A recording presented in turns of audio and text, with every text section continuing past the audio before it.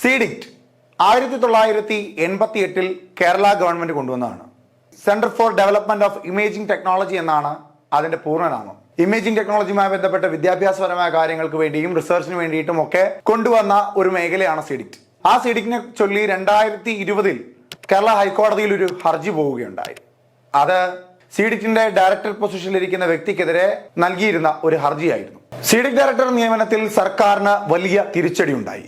മുൻ MP TN സീമയുടെ ഭർത്താവ് G ജയരാജനെ സീഡിക്റ്റിന്റെ director ആക്കുന്നതുമായി ബന്ധപ്പെട്ട് സർക്കാർ പുറത്തിറക്കിയ വിജ്ഞാപനത്തെ ഹൈക്കോടതി റദ്ദാക്കുകയായിരുന്നു. റദ്ദാക്കിയത് ഹൈക്കോടതിയിലേക്ക് എത്തിയ ഹർജിയുടെ പുറത്തായിരുന്നു.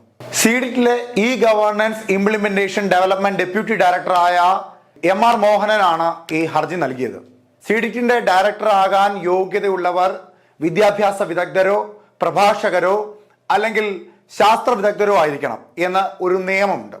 ഈ ചട്ടപ്രകാരമുള്ള നിയമത്തിന് വിരുദ്ധമായാണ് 2020 G ജയരാജനെ സീഡിക്റ്റിന്റെ ഡയറക്ടർ ആക്കിയത് എന്ന് ആരോപിച്ചുകൊണ്ടായിരുന്നു അന്ന് ഹൈക്കോടതിയിലേക്ക് ഹർജി പോയത്. ആ ഹർജിയെ ശരിവെച്ചുകൊണ്ട് അദ്ദേഹത്തിന്റെ നിയമനത്തെ തടുക്കുകയായിരുന്നു കോടതി. ഇതിനുശേഷം സർക്കാർ ഈ നിയമത്തിൽ ചില ഭേദഗതികളൊക്കെ വരുത്തി വിരമിച്ച ജീവനക്കാരെയും ഡയറക്ടർമാരാക്കാം എന്നതൊക്കെ ഉൾപ്പെടുത്തി വീണ്ടും വിജ്ഞാപനം പുറത്തിറക്കി. ആ വിജ്ഞാപനവും നിയമവിരുദ്ധമാണ് എന്ന തരത്തിൽ വീണ്ടും ഹർജി പോയി. ഹർജിക്കാരൻ പറഞ്ഞത് സീഡിക്റ്റിലെ തീരുമാനങ്ങൾ എടുക്കുവാനുള്ള അവകാശവും ഉത്തരവാദിത്വവും സീഡിക്റ്റ് അംഗങ്ങൾക്കാണ്. സർക്കാരിന് അതിൽ യാതൊരു തരത്തിലുള്ള ബന്ധങ്ങളും ഇല്ല. ഇതൊരു പൂർണ്ണ സർക്കാർ സ്ഥാപനമല്ലാത്തത് കൊണ്ട് തന്നെ സീഡിക്റ്റിലെ വിജ്ഞാപനങ്ങളിലും ഉത്തരവുകളിലും ഒക്കെ മാറ്റം വരുത്താൻ അധികാരം സീഡിക്റ്റിലുള്ള അംഗങ്ങൾക്കാണ്, അധികാരികൾക്കാണ് എന്ന് അറിയിച്ചുകൊണ്ടായിരുന്നു രണ്ടാമതും ഹർജി നൽകിയത്.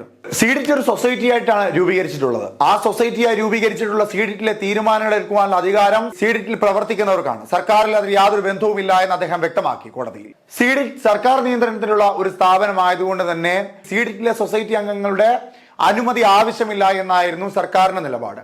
പക്ഷേ ഹൈക്കോടതി അത് തള്ളുകയായിരുന്നു. നിലവിലത്തെ സാഹചര്യത്തിൽ സർക്കാരിന് വലിയൊരു പ്രഹരമാണ് ഏറ്റിരിക്കുന്നത്. സർക്കാരിന്റെ നേതൃത്വത്തിൽ സർക്കാരിന്റെ ഭാഗമായി നിന്ന ഒരു MPയുടെ ഭർത്താവിനെ സീഡിക്റ്റിന്റെ ഡയറക്ടറാക്കുന്നു. എല്ലാ നിയമനങ്ങൾക്കും നിയമരീതികൾക്കും ഒക്കെ അപ്പുറത്തേക്ക് രാഷ്ട്രീയപരമായ മുതലെടുപ്പിന്റെ ഭാഗമായി സീഡിക്റ്റിന്റെ ഡയറക്ടറായി G ജയരാജനെ വെക്കുമ്പോൾ അതിനെതിരെ നിയമത്തിന്റെ വഴി സ്വീകരിക്കുകയായിരുന്നു സീഡിക്റ്റിലെ ഗവേണൻസ് ഇംപ്ലിമെന്റേഷൻ ഡിപ്പാർട്ട്മെന്റ് ഡെപ്യൂട്ടി ഡയറക്ടറായിട്ടുള്ള MR മോഹനൻ ഇത്തരത്തിലൊരു ഹർജി കോടതിയിൽ സമർപ്പിച്ചത്. എന്തായാലും നിലവിലത്തെ സാഹചര്യത്തിൽ കോടതിയിൽ നിന്ന് വന്ന ഈ ഉത്തരവ് സർക്കാരിന് വലിയ തിരിച്ചടി തന്നെയാണ് ഉണ്ടാക്കിയിരിക്കുന്നത്.